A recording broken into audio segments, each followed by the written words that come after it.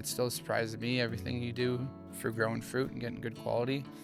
And apple farming, you're really working all year round, and there's no real off season.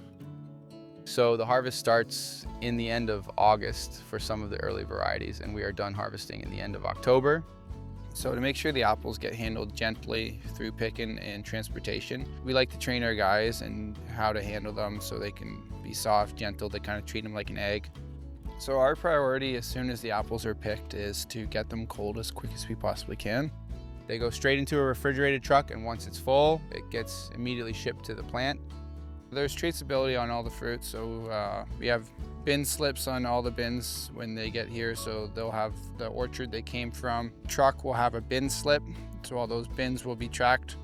Then wherever they've gone to of our cold storage facilities, they'll be traced and tracked there, and then whenever they get moved, there's another track, so we can track exactly where every fruit is, depending on where it is, and we know what rooms they're going into as well.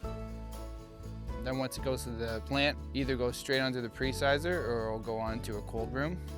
The cold room is the control atmosphere room, and it allows us to be able to hold fruit year-round, and it stays just as fresh.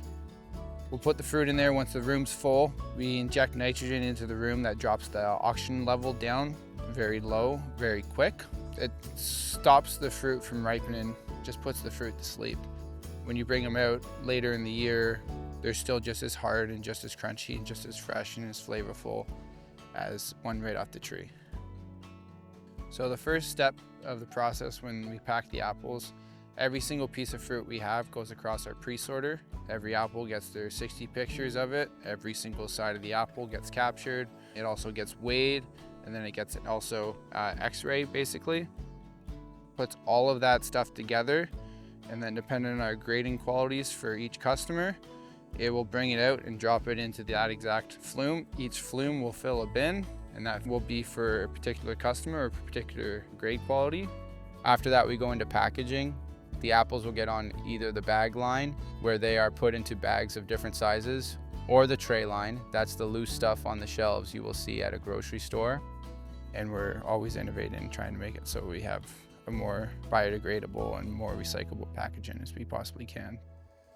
But most of the stuff's to order, so it just goes straight into our shipping dock and then out into a truck and then to our retailers. It's all about picking it at the right maturity of the fruit and then putting it into good storage and storing it at the proper temperatures and proper conditions to make it so you can last all year round.